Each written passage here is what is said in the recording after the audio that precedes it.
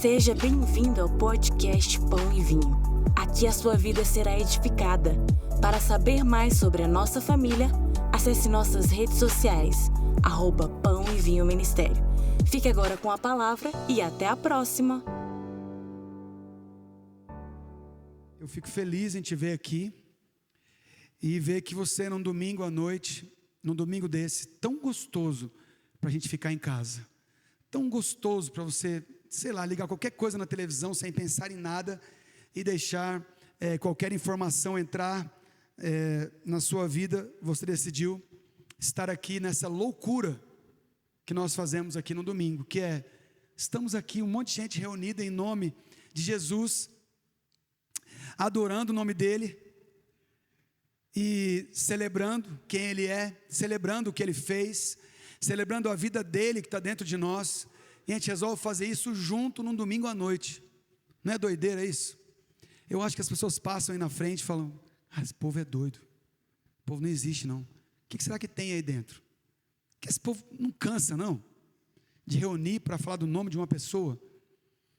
Eu queria dizer uma coisa, faz parte da maneira que nós nos movimentamos como igreja, que o foco não está em uma pessoa aqui, o foco não está nessa equipe aqui, que ministrou aqui hoje, o foco não está em nenhum indivíduo aqui. Nós queremos que a igreja entenda isso, nós queremos direcionar o foco apenas para Jesus, nós queremos que a sua vida aponte para Jesus. E eu queria falar sobre isso hoje. Para onde a sua vida aponta? Amém? Para onde a sua vida aponta? O que disseram sobre você na sua vida? O que disseram sobre você quando você nasceu? O que disseram sobre você antes de você nascer? Quais eram os sonhos de Deus para você antes de você nascer? Quais eram as direções de Deus para a sua vida antes de você nascer? Eu creio que o Senhor tem para mim e para você sonhos maravilhosos, como ninguém consegue sonhar. Ninguém consegue sonhar como Deus a respeito da minha vida e da sua vida. E nosso trabalho é encontrá-lo. Nosso trabalho é encontrar a vontade de Deus. Nosso trabalho é através da sua palavra, através de uma comunhão, de uma amizade, de um relacionamento com o Espírito Santo, encontrá-lo e descobrir. Hoje nós tivemos uma reunião de líderes aqui de manhã, a gente tem todo o primeiro domingo do mês, e chegamos a uma conclusão, que a gente não sabe de muita coisa, que Deus quer fazer através de nós aqui nessa cidade, mas nós sabemos de uma coisa, nós temos um coração para apresentar para o Senhor. Nós temos um coração para apresentar para Ele, para chegarmos em um lugar com Ele. Amém? Amém? Vocês estão aqui? Amém. Glória a Deus. Então eu queria pedir que você abrisse comigo no Evangelho de Lucas, no capítulo 1, no verso 5. Lucas, capítulo 1, verso 5. Nos dias de Herodes, rei da Judeia, houve um sacerdote chamado Zacarias, do turno de Abias. Sua mulher era das filhas de Arão e se chamava Isabel. Então eles eram uma família sacerdotal. Ambos eram justos diante de Deus, vivendo irrepreensivelmente em todos os preceitos e mandamentos do Senhor. E não tinham filhos, porque Isabel era estéril, sendo eles avançados de dias. Eu quero que você observe, por favor, a situação desse casal. Ele era um sacerdote, ele cuidava de um turno de adoração, um turno de celebração, um turno de serviço ao Senhor, no tabernáculo. E a Bíblia diz que ele era um sacerdote, então ele era de uma tribo sacerdotal, ele era um levita, e ela era das filhas de Arão, também de uma família sacerdotal. Mas mais do que isso, eles não tinham só essa credencial de serem tão de Deus assim, eles também eram justos diante de Deus, E eles também eram irrepreensíveis em todos os preceitos e mandamentos do Senhor. Eram pessoas que você não podia repreender com relação às práticas que eles tinham da palavra. Você imagina você conhecer alguém que você não consegue repreender com a Bíblia? Imagina você conhecer alguém que você conversa com esse alguém e não tem como você pegar a própria palavra e repreender essa pessoa, porque ela é irrepreensível nos mandamentos e preceitos. O que fazer e como fazer. Esse era o casal que nós estamos conversando aqui. E a Bíblia diz assim: ora, aconteceu que, exercendo ele diante de Deus o sacerdócio, na ordem do seu turno, coube-lhe por sorte, segundo o costume sacerdotal, entrar no santuário do Senhor para queimar incenso. E durante esse tempo, toda a multidão do povo permanecia da parte de fora, orando. E eis que lhe apareceu um anjo do Senhor em pé, à direita do altar de incenso. Vendo Zacarias, turbou-se e apoderou-se dele o temor.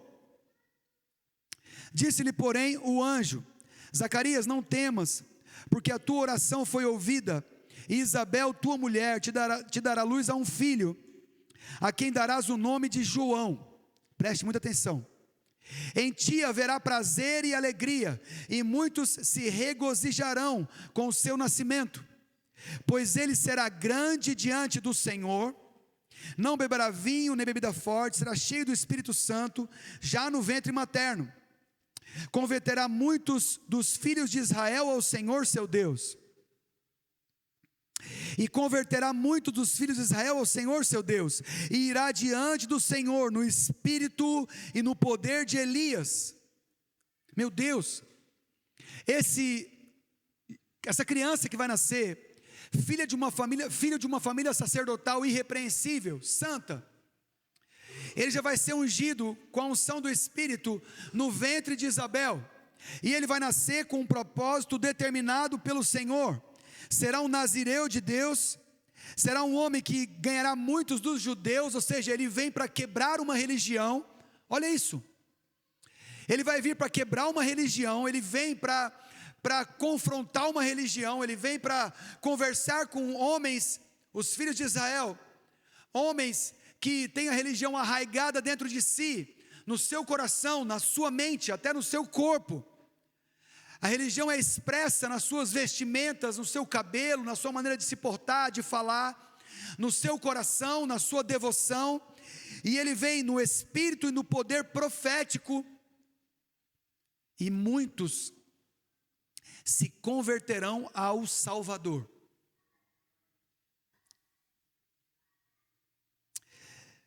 Porque ele irá diante do Senhor. Então ele não vai sozinho no chamado dele, Zacarias. Entenda, o filho que eu estou entregando para a sua mulher, que é estéril, o Senhor vai enchê-lo do Espírito Santo no ventre da sua mulher, e ele vai andar no Espírito, diante do Espírito do Senhor, sendo movido por um espírito profético. E a referência que Zacarias tinha de um espírito profético que move o natural, era o espírito de Elias. É como se nós tivéssemos uma referência profética no Brasil hoje, e eu pudesse falar para vocês: eu gostaria de andar no espírito profético de fulano de tal. Vocês estão aqui?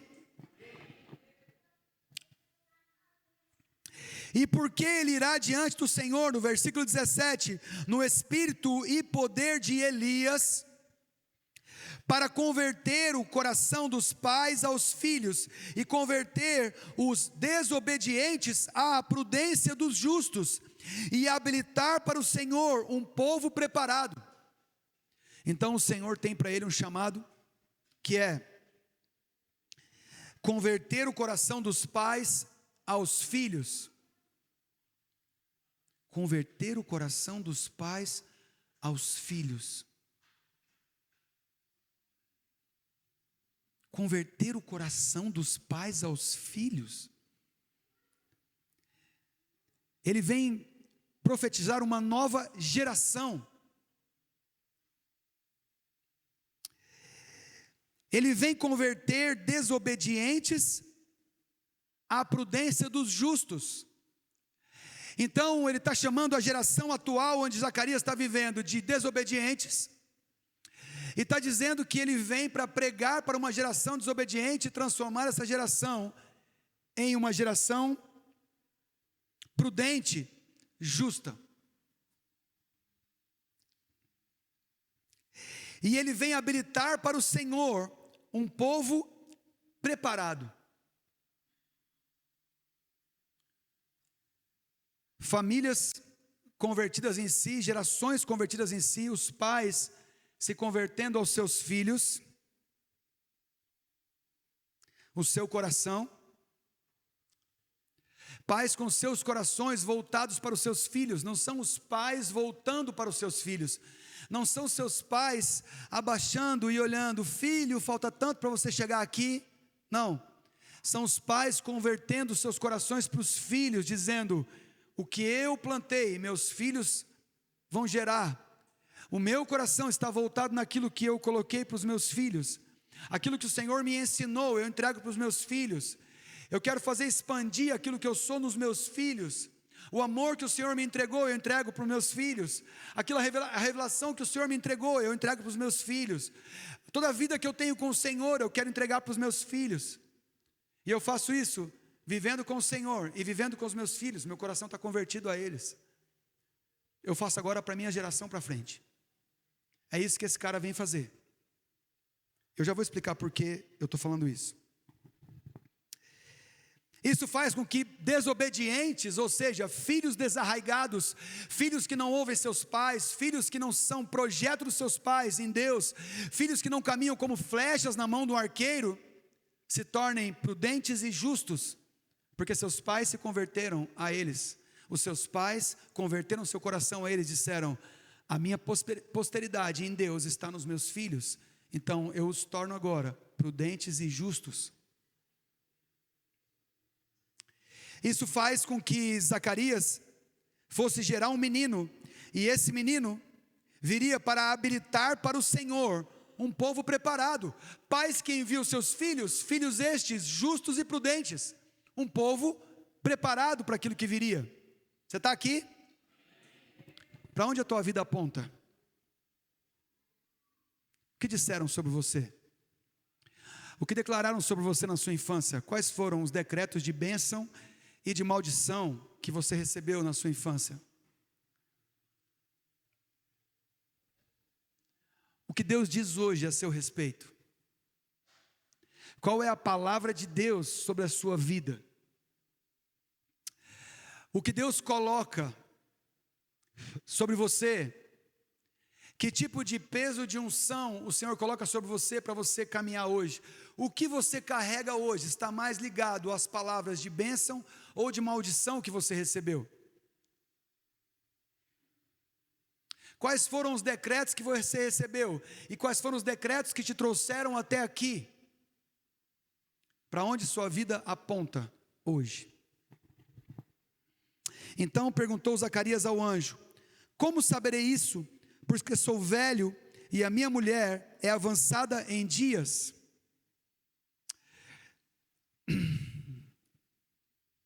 O anjo do Senhor entra dentro do templo, explica para ele que a mulher dele, que estava estéril, vai dar luz a um filho, que aquilo que eles estão tentando há anos, já são passados de idade, eles não conseguem gerar por eles mesmos, e o Senhor abençoa e abre a madre de Isabel, para que ela possa ter um filho, e o Senhor diz através daquele anjo, que o seu filho tem um propósito na terra, e você questiona a Deus, em como será tudo isso? Quando ele perguntou isso, o anjo não respondeu para ele o que ia acontecer, o anjo respondeu quem que ele era. Como isso pode acontecer? Pois eu sou velho, a minha mulher é avançada de dias. O anjo respondeu: eu sou Gabriel, que assisto diante de Deus, e eu vim para te dar boas novas. Ele não respondeu. Deixa eu te explicar. É porque Deus mandou aqui o recado para você. É porque ele vai fazer assim, assim, assim, assim, viu? Fica tranquilo. Não. Ele lançou uma palavra sobre o filho que viria e só respondeu: eu sou Gabriel, que assisto diante de Deus e fui enviado para falar-te e trazer-te essas boas novas. Mas, todavia, ficarás mudo e não poderás falar até o dia em que essas coisas venham a realizar-se, porquanto não acreditastes nas minhas palavras, as quais a seu tempo se cumprirão. E o povo estava esperando a Zacarias e admirava-se o tanto que se demorasse no santuário. Mas saindo ele, não lhes podia falar, então entenderam que tiveram uma visão no santuário. E expressava-se por acenos e permanecia mudo. E sucedeu que, terminados os dias do seu ministério, voltou para casa. O anjo falou para ele assim, ó: se você, que é o pai, que eu escolhi para apontar o seu filho para o destino profético dele, não crê no que vai acontecer, então eu prefiro que você esteja calado, do que declarar palavras que não vão levar o seu filho para o destino dele em Deus. Você está aqui? Para onde a sua vida aponta? Tem muito a ver com o que falaram para você. Mas eu quero te dizer que o Senhor sabe onde te colocou, que Ele não errou. Deus não errou com você. Deus tem um propósito para todas as coisas. Se preciso for, Ele recalcula todas as rotas para te colocar num lugar onde uma paternidade vai dizer para você: Deus está te apontando para lá. De novo, eu quero apontar para Cristo. Eu quero apontar para o seu relacionamento com Jesus. Amém? Para onde a tua vida aponta? A Bíblia diz que o anjo disse para ele: a sua falta de fé causou em você uma mudez espiritual. A sua falta de fé, o seu questionamento com aquilo que o Senhor te disse claramente, causou em você uma mudez espiritual. E eu quero propor para você esse pensamento. O Senhor é tão poderoso que Ele transformou um sacerdócio mudo. Ele gerou através de um sacerdócio mudo uma visão profética, que é a voz que clama no deserto. De um sacerdócio mudo, Ele gerou um homem que veio para pregar e declarar a vinda do Senhor Jesus sobre a terra. João Batista não fez grande coisa além disso. João Batista, sendo de uma família sacerdotal, ele rejeitou o santuário e foi para o deserto, cumprir o propósito de Deus. No deserto ele nem se vestia como sacerdote, mas Deus o considerava um sacerdote do Altíssimo. E Deus o chamou para profeta, para declarar a vinda do Senhor Jesus. E ele cumpriu a sua função até o tempo determinado, porque um sacerdócio mudo foi melhor para ele do que uma voz incrédula. Aquilo que falaram sobre você e aquilo que você muitas vezes declara sobre a sua vida diariamente determina muita coisa sobre o seu futuro, o seu presente, aquilo que você está fazendo. Ah, pastor, isso aí a ciência ensina. Sim, a ciência ensina isso também. Depende do que você fala, depende do que você vive. Biblicamente, eu estou te expondo que o Senhor, Ele nos criou para apontar para algo na vontade dEle. Quando alguém te conhece no seu trabalho, quando alguém te conhece na sua escola, quando alguém te conhece na sua casa, na sua rua, onde você estiver, quando alguém te conhece na sua vida normal, no ordinário da vida, para onde os olhos dessa pessoa apontam quando ela te conhece?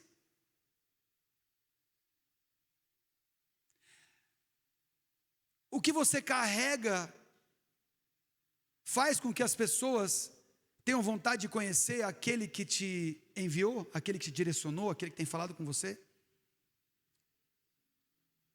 Essa palavra primeira é para mim, então eu falo com a maior simplicidade, falo com a maior naturalidade, falo com a maior liberdade. Como essa palavra é primeiro para mim,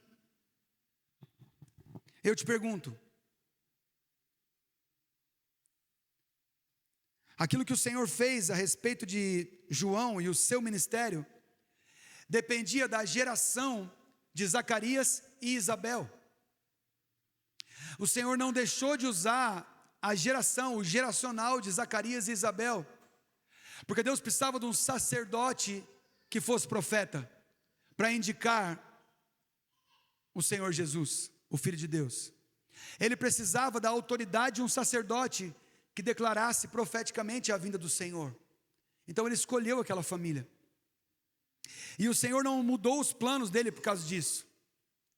Mas Zacarias deixou de falar até o dia que ele declarou o nome do filho dele no nascimento. Não sei se você lembra desse texto, mas quando Zacarias, quando nasce o neném, ele estava escrevendo numa tabuinha e perguntaram: como é o nome dele? Vai ser o nome da sua tribo? Como é que ele vai se chamar? Ele falou: não, ele vai chamar João. Ele vai chamar João, porque assim o Senhor falou para ele chamar, porque o nome dele está ligado ao propósito que o anjo falou comigo, que ele vai ter que cumprir. Nesse momento que ele escreveu chamar-se-á João, a voz dele voltou a funcionar, e ele pôde atuar como uma voz na vida do seu filho. O coração dele se converteu ao seu filho. O primeiro coração que se converteu no ministério de João foi de Zacarias, para o próprio João, porque ele entendeu a posição dele como pai e o direcionamento dele na vida do seu filho.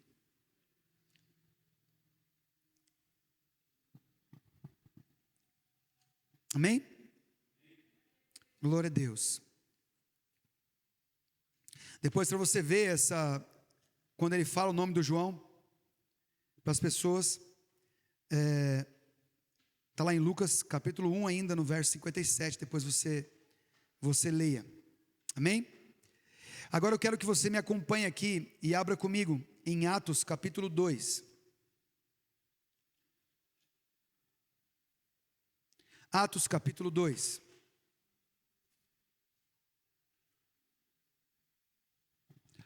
Olha que interessante como pessoas que se reúnem conhecendo quem são e com o seu chamado determinado, olha como coisas acontecem no mundo espiritual. E olha como o céu se movimenta no mundo espiritual, quando pessoas que reconhecem o seu chamado e sabem para onde vão, se movimentam. Por isso que você saber para onde a sua vida aponta é tão importante para o Senhor. Porque onde você estiver, você pode ser um instrumento dele para as pessoas que o Senhor quer alcançar. E se você se reunir com outras pessoas que reconhecem o seu próprio chamado, ou que sabem para onde a sua vida se direciona, sabem que direção precisa caminhar, sabe para onde a sua vida aponta. Quando você encontra outras pessoas que se reconhecem como filhos de Deus, que se reconhecem como que têm um relacionamento com o Espírito Santo, se reconhecem que são filhos amados, se reconhecem que podem ter uma amizade com Deus, de tal forma que influencia essa terra. Quando as pessoas se encontram, o céu se move de uma forma diferente, move coletivamente. Você está aqui? Por isso que quando um casal começa a orar, por outro princípio de unidade, mas por isso que quando um casal começa a orar, as coisas são transtornadas numa casa. É por isso que irmãos, quando sentam para orar pelos seus pais, coisas são transtornadas na vida dos seus pais. É por isso que família, nossa, mas quando eu falo no microfone fica bem melhor, não fica? É por isso que famílias, quando começam a orar e adorar o Senhor Jesus e clamar por uma circunstância, como eles têm unidade entre eles e sabem para onde eles apontam, o céu começa a se movimentar. É por isso que os exércitos funcionam no mundo natural e também funcionam no mundo espiritual. Porque quando sabemos individualmente para onde vamos e aonde estamos inseridos, e em que lugar fazemos parte, grande problema da nossa geração é que essa geração ela não se sente participante, ela não se sente pertencente. Muitas pessoas que nós conversamos não se sentem pertencentes a lugar nenhum. Até reconhecem quem são, querem trabalhar na obra de Deus, mas não reconheceram que aquilo que elas são já se torna uma obra de Deus. Vou explicar direito. Tem tanta gente querendo descobrir o que é para trabalhar na obra de Deus, que esquece que quando reconhecer de verdade quem são, a sua vida já é uma obra. Por quê? Porque a fé sem obras é morta. Que tipo de obra é essa que a palavra está dizendo? A fé sem obras é morta. Que obra? São exatamente as ações que correspondem àquele que crê. Crê em Jesus, crê na salvação que há em Cristo, crê em todo o processo na sua vida que é direcionado por Deus. Aqueles que têm fé, agem segundo a sua fé. Então nós fomos chamados para reconhecer Deus, reconhecer a salvação e a vida de Deus, para que possamos viver o reino. Mas viver o reino fala de ações, fala daquilo que fazemos. É por isso que quando cremos na graça de Deus, na graça salvadora de Cristo, isso nos enche de esperança para viver uma vida. Eu não fui salvo para morrer, eu fui salvo para viver. Então a minha identidade em Cristo é viver para Ele, aonde eu estiver. E ter dinheiro é bom, ter saúde é bom, ter amigos é bom, ter um bom casamento é bom, ter filhos é bom. Tanta coisa que você pode lembrar aí que é tão bom. Tudo isso é bom. Mas diante de tudo isso que é bom na nossa vida, e diante das coisas ruins que acontecem, todas as lutas, as guerras, eu falei, na última vez que eu ministrei aqui, falei sobre as tempestades. Quando você olha a sua vida com um olhar um pouco mais distanciado e faz esse exercício de olhar a sua vida com um olhar de antropólogo, de alguém que olha uma nação, uma tribo, uma língua, alguém que pode olhar de fora e ver os movimentos de um povo. Pega a sua vida e tenta sair um pouquinho dela assim e observar de onde você veio, para onde sua vida está apontando hoje, o que você está fazendo hoje. Começa a olhar a sua vida e ver um pouquinho da sua própria história e começa a pensar sobre isso. Senhor, é assim que o Senhor me vê? Espírito Santo, como o Senhor me vê hoje? Eu queria muito que o Senhor me falasse como o Senhor me vê hoje, porque isso vai me direcionar a dar o próximo passo. Isso vai antecipar muita coisa para mim. O Senhor me mostrar como o Senhor me vê, eu vou saber como eu vou agir a partir de agora, porque eu me reconheço como teu filho, eu me reconheço como um filho amado, mas eu olhando minha vida agora, parece que eu não estou pertencendo a lugar nenhum, que eu não consigo me enquadrar a nada, que talvez eu mesmo não faça parte mesmo de lugar nenhum. E o que significa isso? Quando você não faz parte de lugar nenhum, para qual lugar você aponta? Se você não tem de onde sair. Se você não tem de onde ser lançado, onde vai ser a propulsão desse foguete chamado você? Se você não tem um chão para você chamar de seu, você não tem um lugar para você dizer, eu faço parte desse lugar.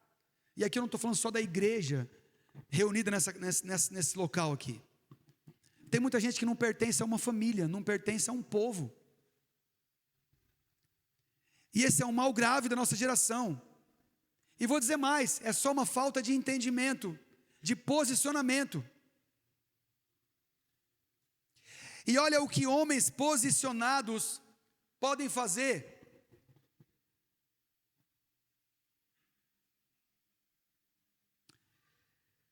Atos, capítulo 2, texto conhecidíssimo. Ao cumprir-se o dia de Pentecostes, estavam todos reunidos no mesmo lugar. E de repente veio do céu um som como de um vento impetuoso, e encheu toda a casa onde estavam assentados.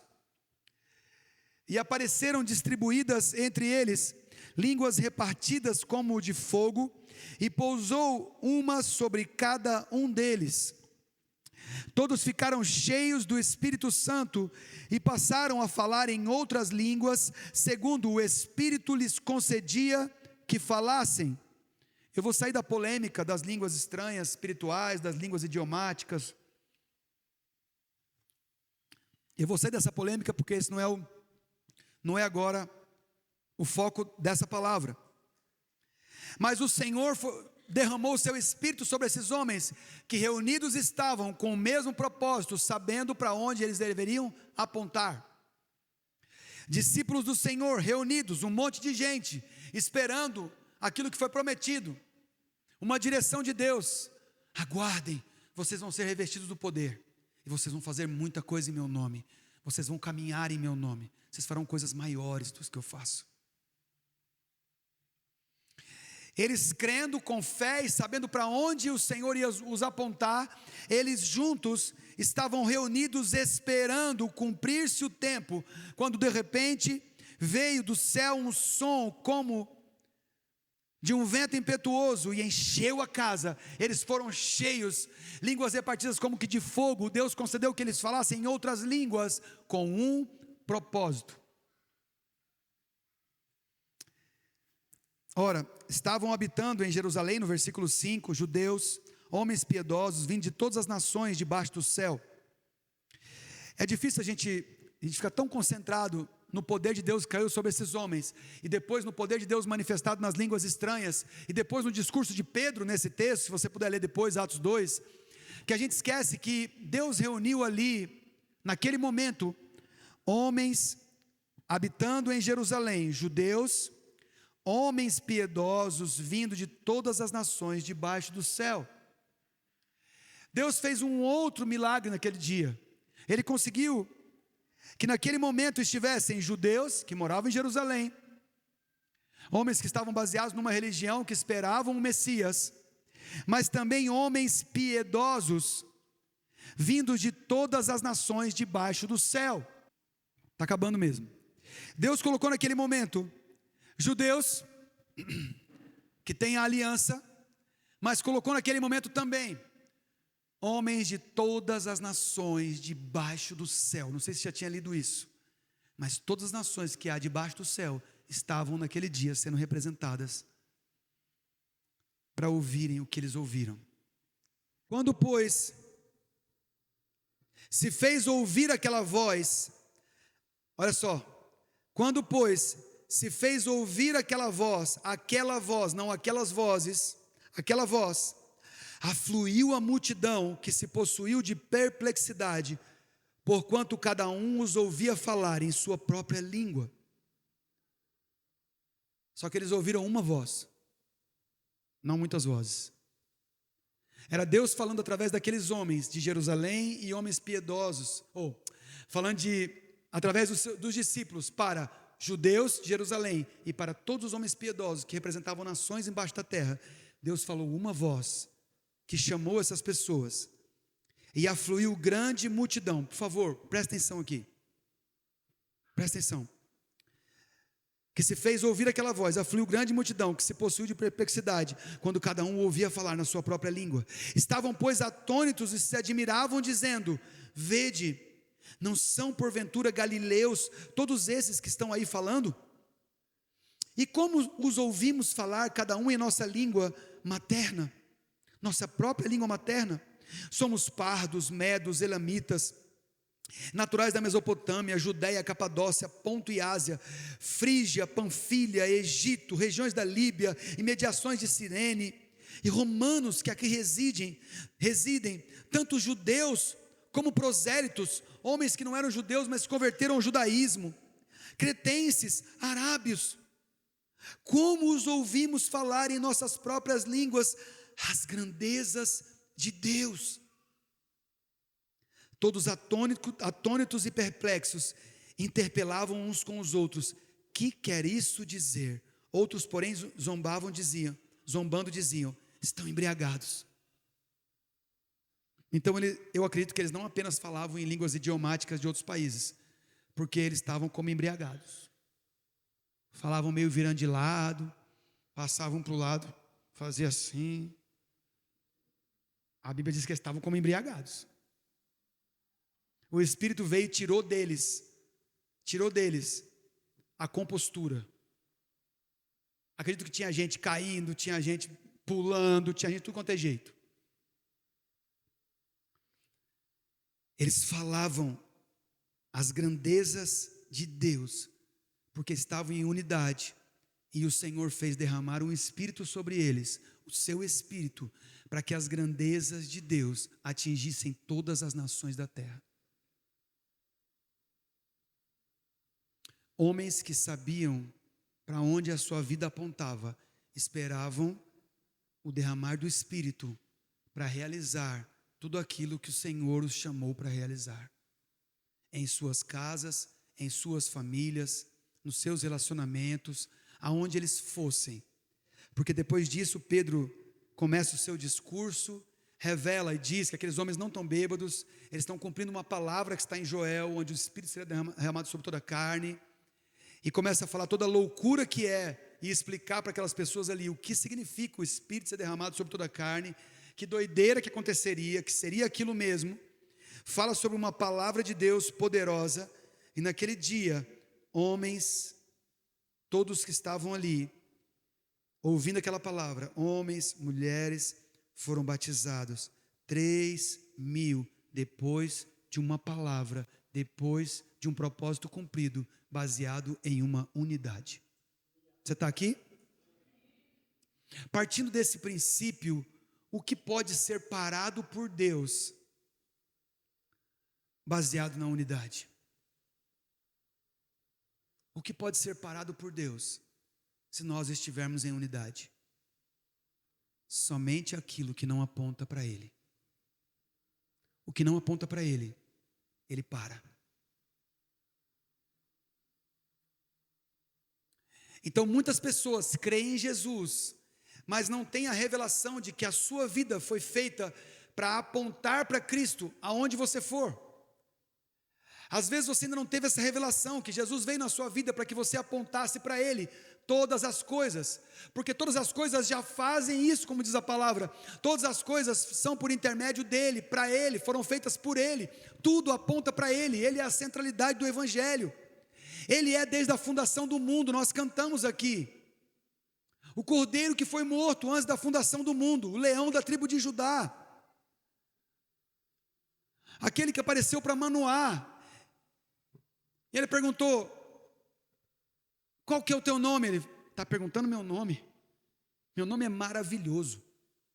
E subiu. Todas as coisas apontam para Ele, porque a minha vida não apontaria? Se a Bíblia diz que a criação dá glórias a Deus, e a criação foi feita através de uma palavra, a palavra de Deus, o Cristo vivo,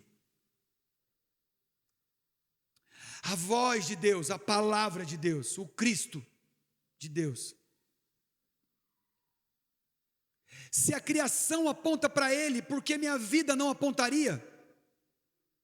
Se a criação aponta para Ele, por que nós temos que ser paralisados em alguma coisa na nossa vida? Porque a nossa vida não está apontando para Ele. E aí, se você quiser fazer uma comparação do que o Espírito fez, liberando uma língua sobre aquele povo, uma língua sobre cada um, trazendo a diversidade para aquele momento, e a todos aqueles que afluíram, ouviram só uma pessoa chamando.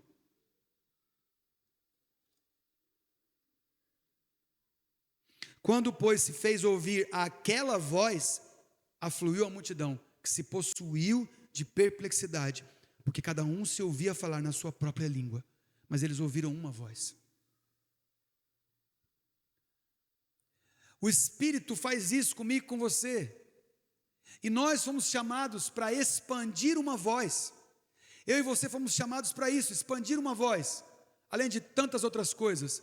Mas por que o Senhor faria isso com esses discípulos, depois que Jesus aponta para o Pai o Evangelho inteiro?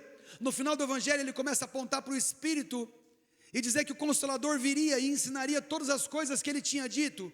O Espírito vem, enche eles começam a declarar palavras a respeito da grandeza de Deus, para todas as nações, em suas línguas, pois eles entenderam em suas próprias línguas, saíssem dali falando das grandezas de Deus, e as grandezas de Deus circundassem a terra. Da mesma forma, se você for para Gênesis capítulo 11, você vai encontrar um povo que sabia para onde apontava a sua vida. Um povo que apontava a sua vida para si mesmo. Em Gênesis capítulo 11, se você for ler o texto inteiro, a Bíblia diz que eles decidiram construir uma cidade e uma torre. Uma cidade para se tornar protegido de todos, e uma torre para que seu nome seja conhecido. Eu já ouvi alguns pregarem que eles queriam construir uma torre para chegar até Deus. Mas a cidade e a torre foram construídas para que o nome deles fosse conhecido. E eles estavam na mesma unidade que aqueles discípulos no cenáculo, esperando ser revestidos pelo Espírito Santo. E eles tinham a mesma consciência do que eles eram e para que foram chamados. Eles eram governantes dessa terra e foram chamados para dominar tudo que eles pudessem em unidade. E a Bíblia diz que eles em unidade fizeram isso.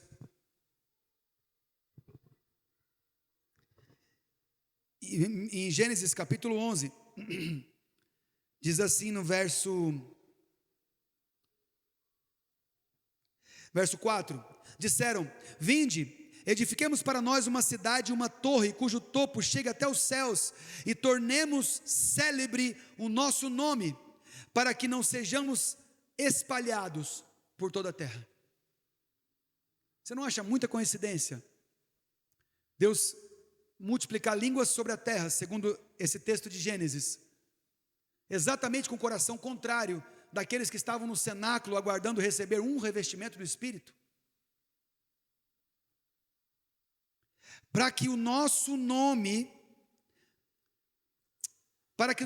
seja conhecido, seja célebre, para que não sejamos espalhados por toda a terra. Então desceu o Senhor para ver a cidade e a torre que os filhos dos homens edificaram.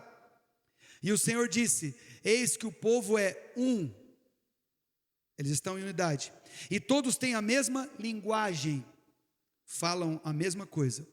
Isto é apenas o começo, e não haverá restrição para tudo o que intentarem fazer. Eles sabem quem eles são? Sabem. Eles estão em unidade, falam a mesma coisa? Falam. E para onde eles apontam? Para eles mesmos. Então, vamos fazer o que o céu sabe fazer com quem aponta para si mesmo. Vinde, desçamos e confundamos ali a sua linguagem, para que um não entenda a linguagem do outro. De Sarte, o Senhor os dispersou dali para a superfície da terra, e cessaram de edificar a cidade. Chamou-se ali por isso o nome Babel, porque ali confundiu o Senhor a linguagem de toda a terra, e dali o Senhor os dispersou por toda a superfície dela.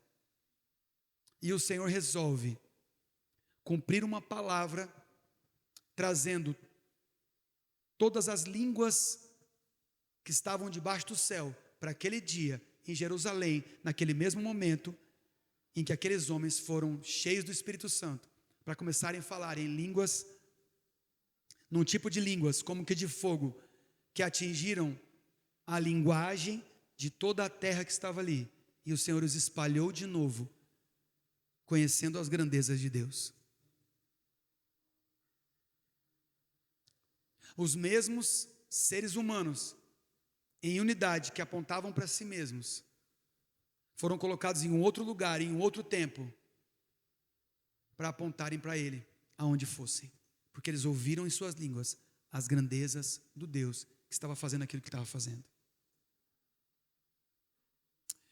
Pegamos a nossa vida e damos todos os tipos de desculpa, culpamos pais, parentes, abusos, e tudo isso é verdade.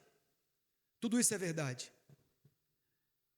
Eu não tenho nenhuma estatística, não tenho nada a dizer oficial sobre isso, mas a impressão que dá é que essa geração nossa é a geração mais abusada que já existiu. Não sei se é a nossa vulnerabilidade, nós estamos expondo mais isso, mas isso faz com que a gente se torne uma geração que sempre está olhando para trás e culpando outra pessoa pelo que eu sou hoje. Nós precisamos buscar ao Senhor para que a cura, para que a libertação venha, para que a nossa identidade seja restaurada, para que a gente entenda quem a gente é, para que a gente entenda para onde nós somos apontados em Deus. Você está aqui? Porque sabendo para onde vamos, conhecendo outras pessoas que conhecem a sua identidade, sabem para onde são apontados, nada pode nos parar. E aqui eu não estou cantando aquela canção que está cantando agora, a igreja. Não. Eu estou falando exatamente de qualquer ajuntamento que eu e você resolvermos fazer em unidade, porque temos o coração apontado para Ele, move o mundo espiritual.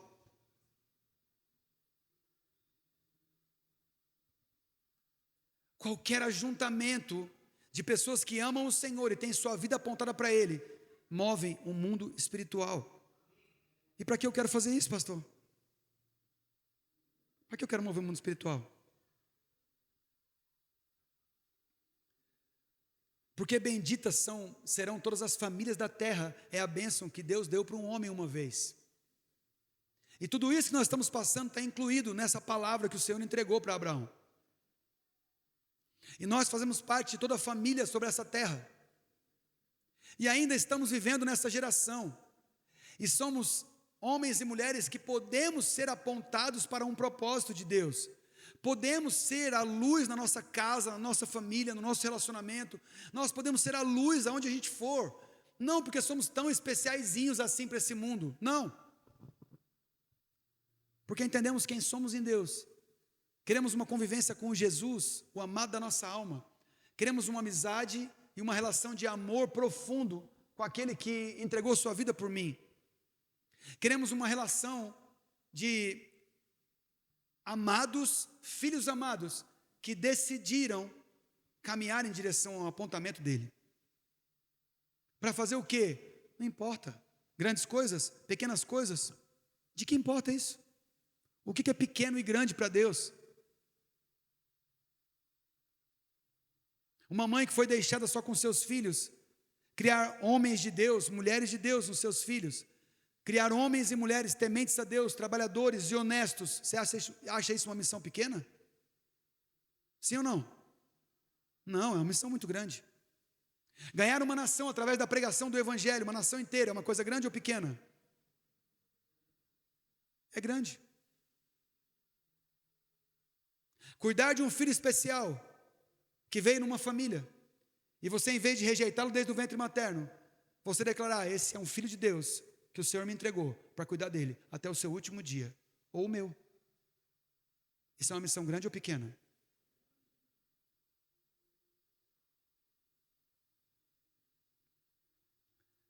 Deus te coloca num lugar no seu trabalho, e você chega lá e fica reclamando do seu trabalho, porque não é o lugar que você queria, e esquece de perguntar para o Espírito Santo: esse é o lugar do apontamento do Senhor para a minha vida hoje? O que o Senhor tem para mim, para eu fazer, para eu agir, para eu interceder? O que o Senhor tem para mim no lugar onde o Senhor me colocou agora? Essa obra que o Senhor tem para você lá onde você está inserido, é grande ou é pequena? Hein? Para você. Porque qualquer um desses exemplos pode ser grande, pode ser pequeno para alguém. Não importa. Eu estava comentando no Sementinha, conversando lá esse final de semana, e falando de uma experiência missionária que eu tive no Peru. A gente desceu de avião em Lima, que é a capital, e tinha que subir para o norte, que é a capital amazônica do Peru, chama Iquitos. É uma cidade muito populosa, na beira do rio Amazonas, uma cidade linda, maravilhosa, e que precisa muito do Evangelho. Eu estava no avião, você passa pela Cordilheira dos Andes, dá uma beiradinha nela assim e segue para cima, indo para o Amazonas. E em cima da selva amazônica você passa em cima de mata, de floresta, durante um bom tempo. Você está alto e vê floresta para tudo quanto é lado. Você fala: não vai acabar a floresta aqui, gente? Não dá para eu ver outra coisa do lado de lá não, parece um oceano de árvore. E no meu coração, na minha mente, veio um pensamento: Senhor, eu sou como um grão de areia aqui na praia. O que nós aqui, nós somos uma equipe de 10, 12 pessoas, o que nós vamos fazer numa cidade de 500 mil habitantes, no meio desse mundo velho de mato?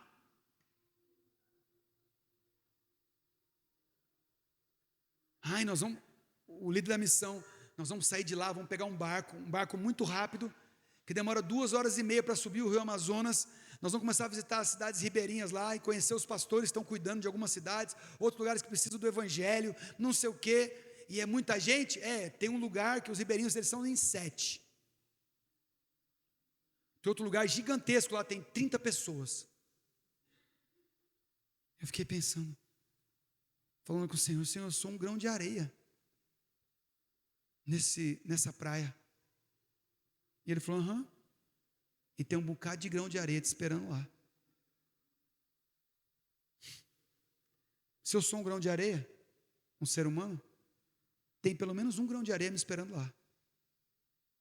Que obra tão grande assim é essa que você quer? Você não conhece por que você foi chamado? Você ainda não entendeu que o seu relacionamento comigo é mais importante do que tudo que eu te mande fazer?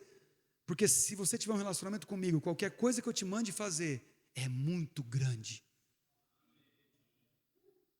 Se você entende para onde você foi apontado, tudo que Ele colocar você para fazer é muito, muito grande.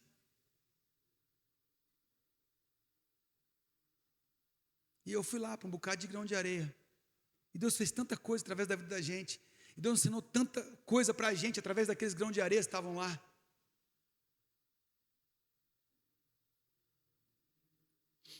Pessoas que têm muito menos da teologia do que a gente, fazendo muito mais no evangelho do que a gente. Quebrando as pernas da gente com amor, quebrando as pernas da gente com a dedicação a um Jesus que eles conheceram no meio de uma floresta, sem nenhuma estrutura, sem nada, onde um pão francês, custa 12, 13, 15 reais.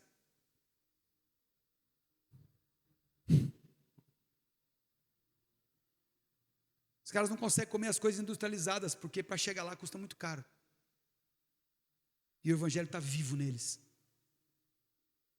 orando por pessoas, orando por vidas, orando por um povo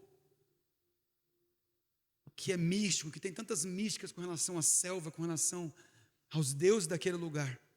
Eles lutando com potestades, com principados ali, para ganhar um grão de areia. Quando você entende quem você é e sabe para onde Ele te aponta, tudo que você faz para Ele é muito, muito grande. O mesmo Deus que espalha para confundir é o mesmo Deus que espalha para encontrar. E saiba de uma coisa, o nosso Deus é um Deus de desilusão. Ele nos desilude. Ele tira toda a ilusão que nós temos. Ele tira toda a maneira de pensar enganosa que nós temos. Se você começar um relacionamento com Jesus hoje, falar, Senhor, eu quero um relacionamento pessoal com o Senhor. Eu quero começar a ler a Tua palavra. Eu quero dar um tempo no meio da minha leitura. Eu quero escutar a Tua voz. Se o Senhor quiser, fala comigo em sonhos. Eu não estou preparado para o Senhor falar comigo ainda. Fala comigo em sonhos. Traz para mim a Tua palavra. Me revela a Tua palavra. Me ensina a Tua palavra. Eu quero buscar em Bíblia, em livros, em filmes, não importa, Deus. Para onde o Senhor me direcionar, eu quero ir, baseado na Tua palavra. Mas eu preciso de um relacionamento com o Senhor, porque se eu me relacionar com o Senhor, eu vou ser desiludido. Vão cair todas as escamas, e eu vou deixar de ser iludido por essas coisas que tanto me tiram da Tua presença, e eu vou entender realmente para onde o Senhor quer me apontar, para onde o Senhor quer me levar. E eu vou fazer coisas grandes para o Senhor, que seja na minha própria casa, não importa. Eu queria convidar você para você se levantar, nós vamos orar.